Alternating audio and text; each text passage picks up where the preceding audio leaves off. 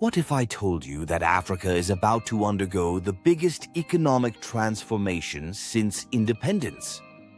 And it's already happening right now, but most people have no clue what's coming. Hey everyone, welcome back to the channel. I'm about to blow your mind with something that could literally reshape global economics, but somehow it's flying completely under the radar. We're talking about AfCFTA, the African Continental Free Trade Area. And by 2030, this thing is going to change everything. Picture this: 54 countries, 1.3 billion people, and a combined GDP of over $3.4 trillion, all operating as one massive free trade zone. That would make it the largest free trade area in the world by number of countries since the formation of the World Trade Organization. But here's the kicker. This isn't some distant future dream. AfCFTA officially launched in 2021, and the effects are already starting to show. In 2020 alone, Africa's total trade grew by 13.9% to $1.5 trillion, and intra-African trade jumped 12.4%. So if you want to understand what Africa, and frankly the world economy, is going to look like in the next 5 years, you need to stick around for this video. And if this kind of economic deep dive is your thing, smash that like button and let's dive in. 1. Poverty elimination and income boost. All right, let's start with number 1, and this is going to sound too good to be true, but I've got the World Bank data to back it up. AfCFTA is projected to bring 30 million people out of extreme poverty and raise the incomes of 68 million others who currently live on less than $5.50 per day. Let me repeat that. We're talking about nearly 100 million people whose lives are about to fundamentally change. But how exactly does a trade agreement lift people out of poverty? It's actually pretty genius when you break it down. Right now, if you're a small business owner in Ghana and you want to sell to Nigeria, you're facing massive tariffs, complicated customs procedures, and sometimes you can't even get your goods across the border. AfCFTA is systematically eliminating these barriers. And it's not just big corporations benefiting. The UN Development Program has been specifically targeting micro, small, and medium-sized enterprises, the backbone of African economies. They're creating direct links between small businesses in different regions, providing training and developing trade-enabling technologies. Here's a real example. A woman entrepreneur in Rwanda can now showcase her products at the Biashara Africa 2024 marketplace and connect with buyers across the continent without the bureaucratic nightmare that existed just a few years ago. But the poverty reduction isn't just about easier trade, it's about job creation. When businesses can access larger markets, they expand. When they expand, they hire more people. When more people have jobs, entire communities lift out of poverty. The multiplier effect is incredible. One successful business accessing continental markets can support dozens of families, who then spend money locally, supporting other businesses, and the cycle continues. And here's what makes this different from traditional development aid. It's sustainable. Instead of depending on external funding, African countries are creating wealth by trading with each other. That's economic independence, and it's happening right now. 2. Agricultural revolution. Number 2 is going to completely transform how Africa feeds itself and the world. The agricultural revolution. This is huge, guys. Agriculture employs about 60% of Africa's population. But here's the crazy part. The continent still imports $75 billion worth of food every year. That's about to change in a massive way. AfCFTA is here creating what economists call regional value chains in agriculture.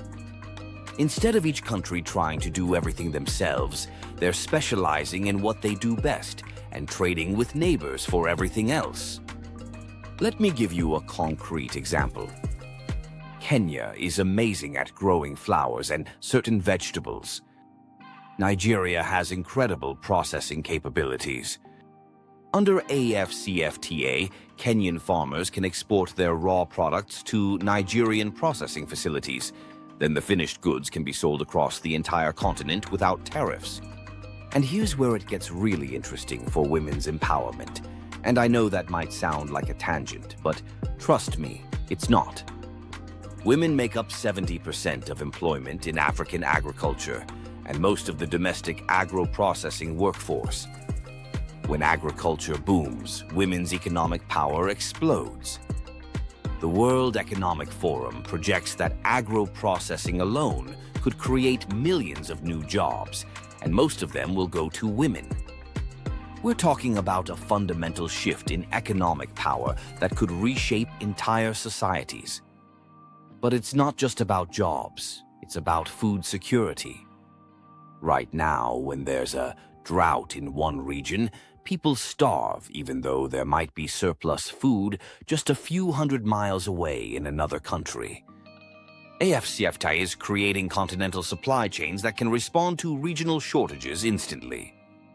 The common market is also leveraging what economists call regional comparative advantages.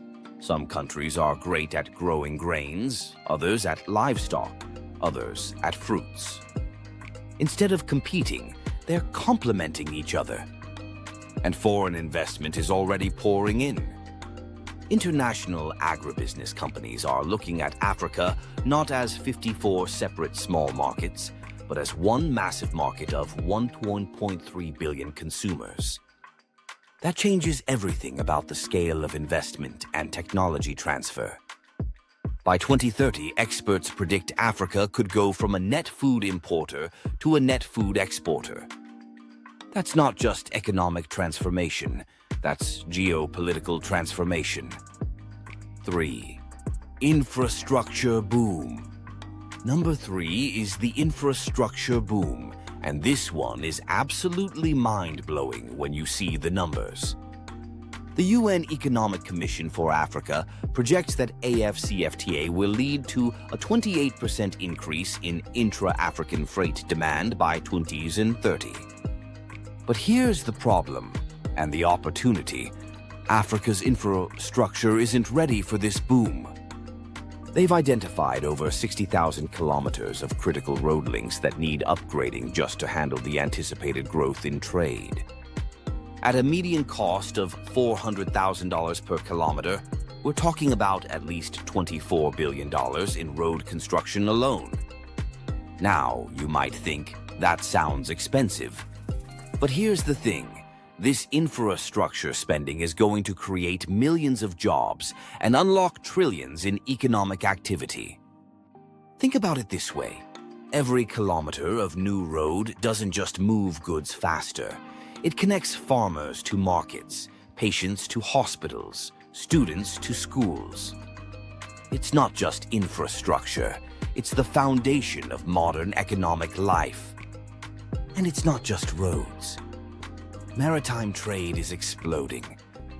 African ports are being upgraded and expanded to handle the massive increase in ship-to-ship trade between African countries. Before AFCFTA, goods often went from one African country to Europe or Asia, then back to another African country. Now they're going directly. The African Development Bank approved a $40 million transaction guarantee facility just to support trade finance, and they're planning to boost total trade finance to $40 billion by 2026. But here's what's really exciting. This isn't just about moving physical goods. Digital infrastructure is being built alongside physical infrastructure. 5G networks, fiber optic cables, digital payment systems, all designed to support this new continental economy. Countries are realizing that to compete in AFCFTA, they need world-class logistics. So we're seeing investments in airports, railways, telecommunications, and digital services all happening simultaneously. The multiplier effect is incredible. Construction jobs lead to increased demand for materials, which creates manufacturing jobs, which creates service jobs. A $24 billion infrastructure investment could easily generate $100 billion in total economic activity. And here's the kicker. Once this infrastructure is built, it doesn't just serve trade. It becomes the backbone for education, healthcare, tourism, and every other sector of the economy. 4. Industrial transformation. Number 4 is the industrial transformation, and this is where Africa finally breaks free from its colonial economic legacy. For decades, Africa has been stuck in what economists call the resource curse, exporting raw materials and importing finished goods. AFCFTA is about to flip that script completely. Here's how it works. Instead of Zambia exporting raw copper to China and then importing copper pipes from China, Zambian copper can now go to South African manufacturers who turn it into finished products and sell them across Africa without tariffs. The numbers are already showing this shift. Manufacturing output across participating countries has grown significantly since AFCFTA implementation began, and we're seeing the emergence of what economists call regional manufacturing hubs. Nigeria is becoming a manufacturing powerhouse for West Africa. South Africa is doing the same for Southern Africa. Kenya and Ethiopia are emerging as East African manufacturing centers. Instead of competing globally as individual small markets, they're becoming regional champions. But here's what makes this really exciting: technology transfer. When South African companies set up manufacturing in Ghana, they bring their expertise, their technology, their management systems. Knowledge spreads across borders just like goods do. And it's creating a new class of African multinational corporations. Companies that started as small local businesses are now continental players. They understand African markets better than foreign companies. They can respond faster to local needs, and they're keeping the profits on the continent. The automotive industry is a perfect example. Instead of every country trying to build their own car industry from scratch, we're seeing regional specialization. One country makes engines, another makes chassis, another handles final assembly. It's the same model that made Asia an automotive powerhouse. By 2030, economists predict that manufactured goods will make up a much larger share of intra-African trade than raw materials. That means higher-paying jobs, more technology transfer, and economic development that's sustainable long-term. 5. Financial integration. And number 5. This is the game changer that could reshape global finance: financial integration. Right now, if a business in Morocco wants to pay a supplier in South Africa, that payment often has to go through New York or London banks and gets converted through US dollars or euros. That's expensive, slow, and gives other countries control over African trade. AFCFTA is creating continental payment systems that bypass traditional financial centers entirely. The African Development Bank and other regional financial institutions are developing payment platforms that allow direct country-to-country, even business-to-business transactions. And cryptocurrency and digital payments are playing a huge role.